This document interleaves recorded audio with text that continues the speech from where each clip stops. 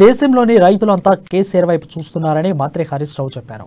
సిద్దిపేట జిల్లాలో నారాయణపేటలో నిర్వహించిన బీఆర్ఎస్ ఆత్మీయ సమ్మేళనంలో పాల్గొన్న మంత్రి హరీష్ రావు సీఎం కేసీఆర్ స్వతహాగా రైతు అని మంత్రి ఈ సందర్భంగా ప్రస్తావించారు.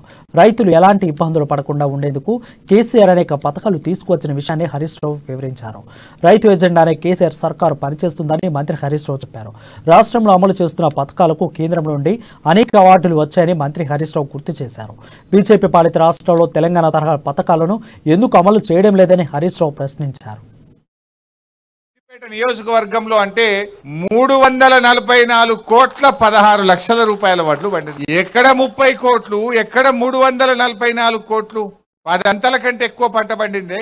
10 అంతల కంటే ఎక్కువ పంట పండిందంటే వటిగానే పండిందా? ఏమన్నా అల్లావుద్దీన్ అద్భుత దీపం ఉందా మన దగ్గర? ఏమన్నా మంత్రం వేస్తే పండిందా? ఏం చేస్తే పండింది? కేసీఆర్ అనే ఒక అద్భుత దీపం కానే కాదన్న తెలంగాణ తెచ్చిండు. రానే రావన్న కాళేశ్వరం నీళ్లను 1/2 కిలోమీటర్ అంతా ఎత్తి మన రంగనాయక్ సాగర్ లో పోసి ఇవాళ ప్రతి ఊరు చెరువు నింపిండు, ప్రతి ఊరికి కాలువ దవ్విండు. ఆ కేసీఆర్ అనే అద్భుత దీపం వల్ల ఇవాళ ఇంత పంట పండింది.